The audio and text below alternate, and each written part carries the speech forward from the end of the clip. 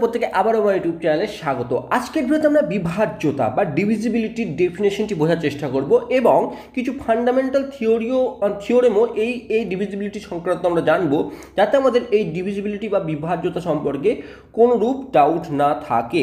এখন যদি একটি সংখ্যার কথাই বলি যে কোনো সংখ্যাকে কোনো সংখ্যা দ্বারা বিভাজ্য কিনা এটি যদি যাচাই করতে বলি, তাহলে স্বাভাবিকভাবে আমরা বলবো যে ঠিক আছে, 10কে 5 দ্বারা যদি ভাগ করি এবং 5 2 10 অর্থাৎ ভাগশেষ 0, অর্থাৎ যে সংখ্যার ক্ষেত্রে কোনো সংখ্যাকে কোনো সংখ্যা দ্বারা যদি ভাগ করা হয় এবং যদি ভাগশেষ 0 হয়ে যায়, তাহলে আমরা বলতে পারি এই সংখ্যা দ্বারা কিন্তু এটি বিভাজ্য, অর্থাৎ 10 কিন্তু 5 দ্বারা বিভাজ্য। কারণ কি, এর ক্ষেত্রে এখানে ভাগশেষ 0 হয়ে যাচ্ছে। অর্থাৎ একে যদি আমরা এ বি এবং সি আকারে রিপ্রেজেন্ট করে থাকি, অর্থাৎ এ কোনো একটি সংখ্যা, তাকে যদি বি দ্বারা ভাগ করা হয় এবং যদি সি যদি ভাগফল হয়ে থাকে এবং ভাগশেষ যদি 0 হয়ে থাকে, এখানে যায় আসুক না কেন, কোনো যায় আসে না, তাহলে একে আমরা রিপ্রেজেন্ট করতে পারি ভাজ্য সমান সমান ভাজ্য গুণিত ভাগফল প্লাস ভাগশেষ। সেই হিসাবে আমরা এ কে রিপ্রেজেন্ট করতে পারি A is equal to B into C plus 0, এই আকারে রিপ্রেজেন্ট করতে পারি। তো আমরা এর ওপর বেস করে অ্যাকচুয়ালি কিন্তু ডেফিনেশনটি তৈরি হয়েছে, যে ক্ষেত্রে দেখো আমরা এই 5 এই সংখ্যাটি একটি ইন্টিজার, 10 একটি ইন্টিজার এবং এখানে যেটি আসবে সেটিও একটি ইন্টিজার এবং এখানে যেটি আসবে সেটিও একটি ইন্টিজার কি আসছে। তাহলে এই ডেফিনেশনটি এভাবে বলতে পারি যে ক্ষেত্রে an integer A is said to be divisible by an integer B, মানে কোনো একটি ইন্টিজার মানে পূর্ণ সংখ্যা আরেকটি পূর্ণ সংখ্যা বি দ্বারা ডিভিজিবিলিটি হবে বা ডিভিজিবল হবে কিনা সেটি তখনই পসিবল হবে, কি হবে না, সেটি তখনই পসিবল যখন আরেকটি পূর্ণ সংখ্যা সি আসবে, যার জন্য A is equal to B into C হবে। ভালো করে দেখো, এই এক্সাম্পল আমি প্রথমে বুঝিয়ে দেওয়ার চেষ্টা করছি। সেটি মানে এখন এ যদি আমরা 10 হয় এবং বি যদি 5 হয়, তাহলে 5 10কে বিভাজ্যতা হবে কিনা, মানে 5 10কে ভাগ করবে কিনা, সেটি বুঝতে গেলে আমাকে দেখতে হবে যে আরেকটি ইন্টিজার এই সি, এটি যদি সি হয়ে থাকে, আরেকটি ইন্টিজার সি কিন্তু আসছে, যার জন্য এর ভাগশেষ কিন্তু 0 হয়ে যাচ্ছে, বা তাকে আমরা এই ফর্মে লিখতে পারছি। তাহলে এ বি দ্বারা বিভাজ্য তখনই হবে যখন বি ইন্টু সি আর লিখতে পারবো, যেখানে এ কমা বি সি প্রত্যেকটি কিন্তু ইন্টিজারকে রিপ্রেজেন্ট করছে, প্রত্যেকটি কিন্তু ইন্টিজার বা পূর্ণ সংখ্যাকে রিপ্রেজেন্ট করছে। সেক্ষেত্রে আমরা এই কথাটি কিন্তু বলতে পারবো। এর থেকে আরেকটি বিষয় ক্লিয়ার হলো। এখন যদি A is equal to B into C হওয়ার অর্থ হচ্ছে এই এ কে বি দ্বারাও ভাগ করা যাবে এবং সি দ্বারাও ভাগ করা যাবে। আবার এই এক্সাম্পলের উপর বেস করে দেখো, আমরা যেমন করছিলাম কি 10 ইজ ইকুয়াল টু 5 গুণিত 2, তো আমরা লক্ষ্য করে দেখা যাচ্ছে এই 5 দ্বারাও কিন্তু 10 বিভাজ্য এবং 2 দ্বারাও কিন্তু 10 বিভাজ্য। একই রকমভাবে এই ডিফিনেশনের অনুসারে আমরা এটা বলতে পারি, যদি এ কে বি দ্বারা ভাগ করার সময় যদি সি একটি ইন্টিজার আসে, যার ফলে আমরা A is equal to B into C আকারে লিখতে পারি, তাহলে এই বিকে বলবো আমরা এ এর ডিভাইজার। আবার একই রকমভাবে এই সিকেও কিন্তু আমরা এ এর ডিভাইজার বলে থাকবো। এবার এই ডিভিজিবিলিটির কিছু ফান্ডামেন্টাল থিওরেম আছে, সেগুলো যদি আমরা বুঝি তাহলে আমার মনে হয় এই বিষয়টি আরও জলের মতন ক্লিয়ার হয়ে যাবে। দেখো, প্রথম যে থিওরেমটি আছে সেটি কি বলছে, if B is a divisor of A and C is divisor of B, then C is also divisor of A. অর্থাৎ আমি যদি এটিকে প্রথমে বোঝার পূর্বে আমাকে একটা জিনিস মাথায় রাখতে হবে যে কোনো একটি ইন্টিজার যদি এ হয়ে থাকে এবং কোনো একটি ইন্টিজার যদি বি হয়ে থাকে, তাদের গুণফলও কিন্তু একটি ইন্টিজারই হবে। এটি প্রথম কথা। মানে এ যদি একটি ইন্টিজার হয়ে যায় এবং বি যদি একটি ইন্টিজার হয়, তাদের গুণফল একটি ইন্টিজার হবে। আবার এ যদি একটি ইন্টিজার হয়, বি যদি একটি ইন্টিজার হয়, তাদের যোগফলও কিন্তু একটি ইন্টিজার হবে এবং এ মাইনাস বি সেটিও একটি ইন্টিজারই কিন্তু হবে। এই তিনটে বিষয় সর্বপ্রথমে কিন্তু মাথায় রেখে আমরা কাজ করব, যে কোনো দুটি যদি ইন্টিজারের যোগফল, গুণফল এবং বিয়োগফল কিন্তু একটি ইন্টিজারই হয়। ঠিক আছে, এটি আমরা জানি। ঠিক আছে, যদি বুঝতে না পারো তাহলে লক্ষ্য করে দেখো, তোমরা যদি একটি এক্সাম্পলের মাধ্যমেও এটি বুঝতে পারো। যেমন 5 এবং 2 দুটি ইন্টিজার, তাদের গুণফল হচ্ছে 10 এবং 5 ইন্টু -2, -2 তো ইন্টিজার, পূর্ণ সংখ্যা, নেগেটিভ পূর্ণ সংখ্যা, তাহলে 5 এটিও কিন্তু হবে -10, সেটিও একটি ইন্টিজারকে রিপ্রেজেন্ট করছে। আবার 5 - 2 সেটি একটি ইন্টিজারকে রিপ্রেজেন্ট করছে, বা 5 + 2 করলেও সেটিও একটি ইন্টিজারকে রিপ্রেজেন্ট করছে 7। একই রকমভাবে আমরা এই বিষয়গুলিকে কিন্তু বুঝতে পারছি। এখন যদি বি এ এর ডিভাইজার হয়ে থাকে, তার অর্থ হচ্ছে আমরা যদি এখানে ইন্টিজার পাবো সেটি যদি আলফা হয়, তাহলে আলফা ইন্টু বি লিখতে পারবো আমরা। এ কে আমরা এইভাবে লিখতে পারবো 1 নম্বর সমীকরণ, যেখানে আমরা আলফা একটি ইন্টিজারকে কিন্তু রিপ্রেজেন্ট করবে।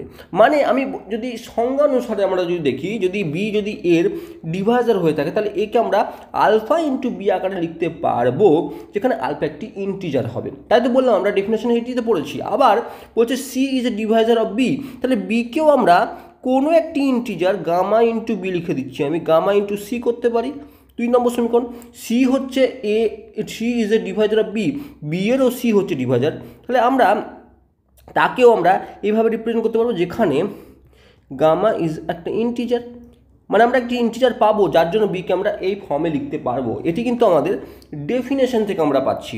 এখন বি এর মান কিন্তু গামা ইন্টু সি, যদি আমরা সেটি 1 নম্বর সমীকরণ B is equal to gamma into C 1 নঙে যদি আমরা বসিয়ে পাই, 1 নঙে যদি বসিয়ে দিই তাহলে এরকম একটা জায়গায় আসছে A is equal to alpha into gamma into C, অর্থাৎ আমরা একে আমরা আলফা গামা ইন্টু সি আকারে লিখতে পারি।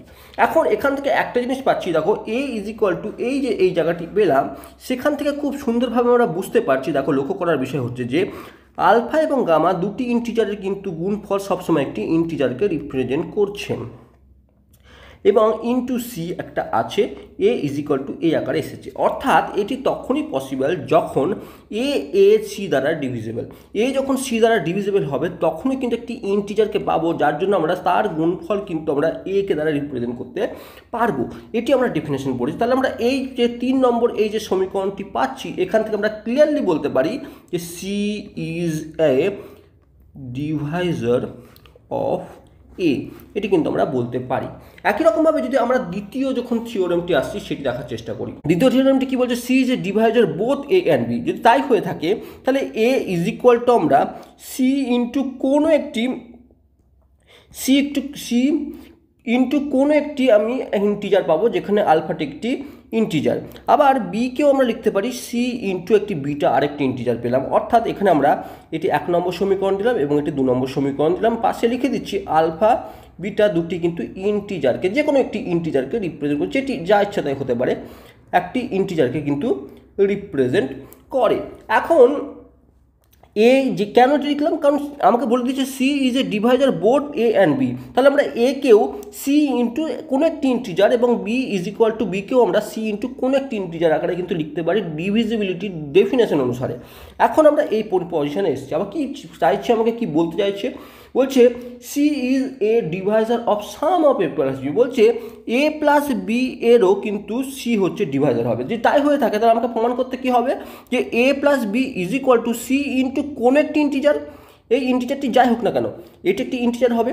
অর্থাৎ আমি বলতে পারি যে যদি আমি প্রমাণ করতে পারি যে A plus B is equal to C into একটি ইন্টিজার আমরা নিয়ে আনতে পারি, তাহলে কিন্তু যেটি আমাকে প্রমাণ করতে চাইছে বা যেটি উপপাদ্যটি আমাকে বলছে বা থিওরেমটি বলছে সেটি কিন্তু আমরা প্রমাণ হয়ে যাবে।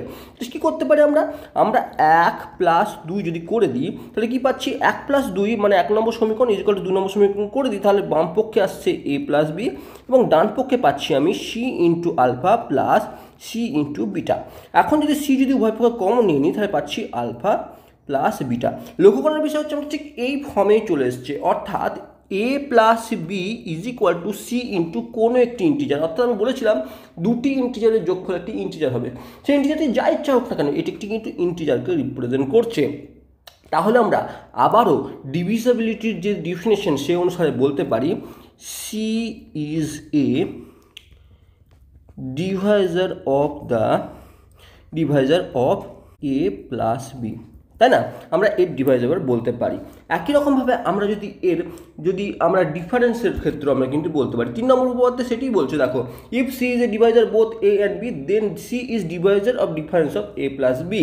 এ মানে এ অ্যান্ড বি, ডিফারেন্স মানে এদের মাইনাস, অর্থাৎ আমি একই রকমভাবে A is equal to C into alpha, B is equal to আমরা লিখতে পারি B is equal to C into beta, এটি 1 নম্বর এবং এটি 2 নম্বর, যেখানে আলফা এবং বিটা ইজ ইকুয়াল টু যে কোনো একটি ইন্টিজারকে রিপ্রেজেন্ট করছে। তাহলে আমরা পরের লাইনে 1 মাইনাস 2 যদি করি তাহলে কি পাচ্ছি, A minus B is equal to C common চলে আসলে আলফা মাইনাস বিটা আসছে।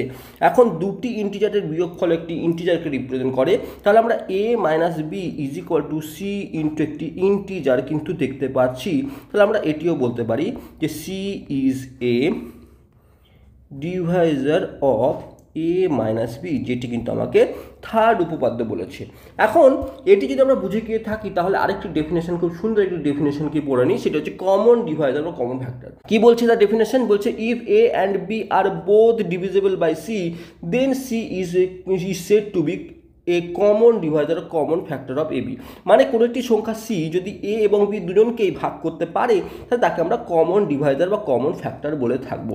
উদাহরণ হিসেবে আমরা বলতে পারি, দেখো যে 6 এবং আমরা বলতে পারি 8, এই দুটি সংখ্যাকে একেও আমরা 2 দ্বারা ভাগ করতে পারি, একেও আমরা 2 দ্বারা ভাগ করতে পারি। তাহলে এই দুটিরই কিন্তু কমন ফ্যাক্টর হচ্ছে 2, এটি আমরা কিন্তু বলতে পারি। তাহলে আমরা কমন ডিভাইজার বা কমন ফ্যাক্টরে কিন্তু ডেফিনেশনে কিন্তু এই ভিডিওতে আমরা বোঝার চেষ্টা করলাম বা বোঝাবার চেষ্টা করলাম। যদি ভিডিওটি ভালো লেগে থাকে অবশ্যই কমেন্টস করো, যদি কোনো রকম ডাউট থেকে থাকে সেটিও কমেন্ট বক্সে লেখো, চেষ্টা করবো নেক্সট ভিডিওতে সেগুলি শুধরে দেওয়ার। Thank you for watching.